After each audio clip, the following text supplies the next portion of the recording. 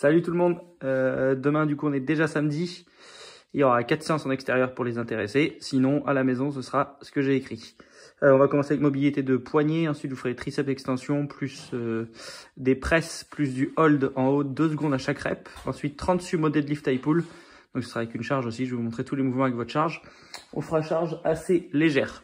Ensuite, là ce que j'ai écrit juste là, 20 fois, donc je vais vous montrer ces 20 reps, donc 1, 2, 3, 4, 5, 6 mouvements. Je vais vous montrer ça pour prendre le temps de bien vous échauffer, parce que derrière, en fait, c'est bien vous échauffer surtout pour faire des broad jumps, donc le 4e mouvement du WOD.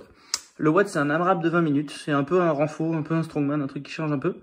Front rack, high knees, donc c'est un mouvement où vous allez, je vais vous montrer, donc ce sera un mouvement en hold avec le poids, ensuite les deux autres aussi en hold, le troisième, il n'y aura pas le poids, et le dernier, il y aura à nouveau le poids.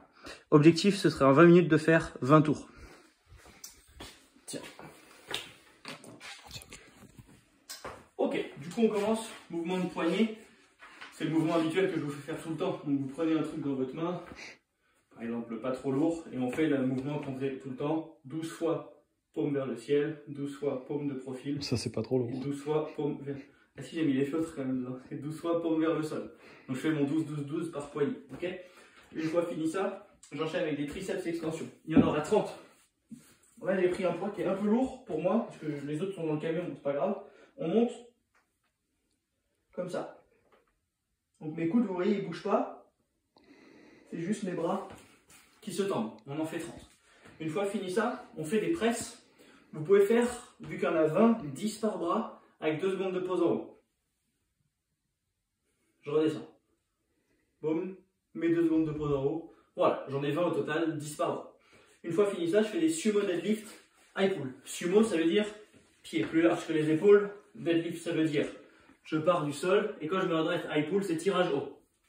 1. Je descends. 2. D'accord, et je fais des 30. Comme ça, les coudes montent aux oreilles. Une fois fini ça, 20 reps de chaque mouvement. Premier mouvement, c'est je fais un pas, je touche ma pointe de pied. 2 pas, je touche ma pointe. Et je fais 20 pas comme ça. Donc je rappelle bien, quand j'avance, je reste les jambes tendues, je touche. Ça va étirer l'arrière de la jambe. Une fois fini ça, c'est ce que j'ai marqué hurdles, c'est des mouvements de haie. Donc vous en faites 20, comme si vous passiez au-dessus d'une haie. Vous pouvez le faire en avançant et vous en avez 20. Une fois fini ça, on fait le pingouin. Donc j'ouvre mes pieds au maximum.